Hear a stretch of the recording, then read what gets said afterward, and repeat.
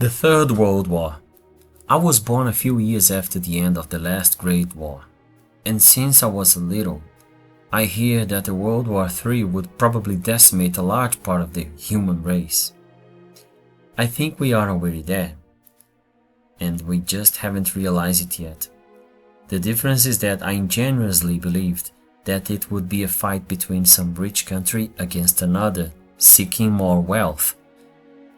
That these countries would invent terrible bombs and with all their military strength would demonstrate who was the strongest. I was wrong. Deadly wrong. I discovered that the strongest country in the Third World War is not the one with the most powerful firearms. Neither is the one which has invested in military force or nuclear weapons. The country that is going to win the war is the one that managed to invest in science, health, and its hospital infrastructure. Because the enemy does not die from a gunshot. It is now invisible. But I was right about one thing.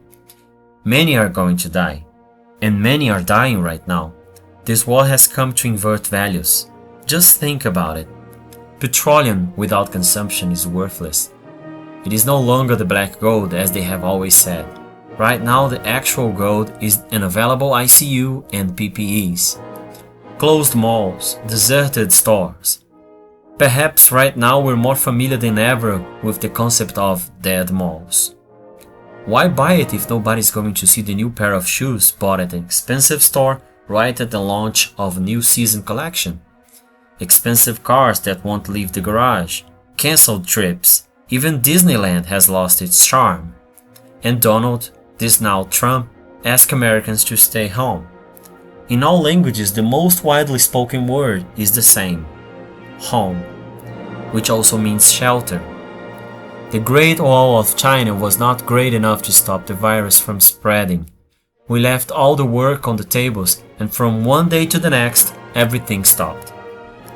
I have the feeling that I haven't said goodbye to anyone, and I keep wondering that I cannot lose anyone, nor leave this world without a proper farewell. And I ask myself, have I hugged enough? Have I told everyone how much I love him? I don't know. This war left me hopeless, and the so obvious truth came out and broke paradigms.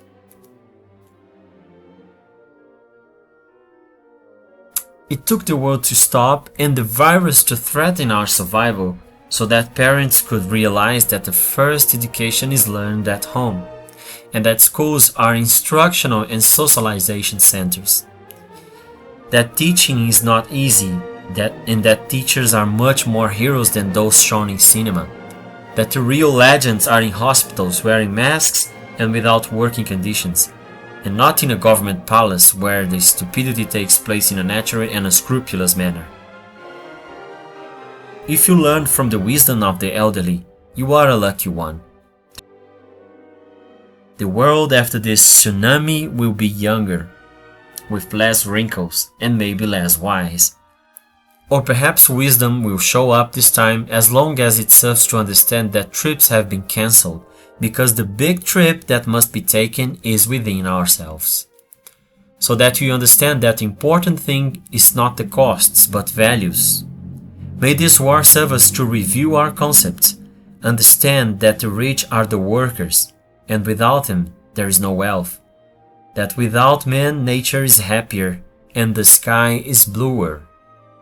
That friends use technology to be close, and that there is no distance for those who love each other. That winning a war on the couch is a blessing, and it is in your hands. Your home is your trench now. And in the Third World War, the most dangerous grenade is open water. And when this is all over, look back at this quarantine and see that it was just the incubation time you needed to be reborn.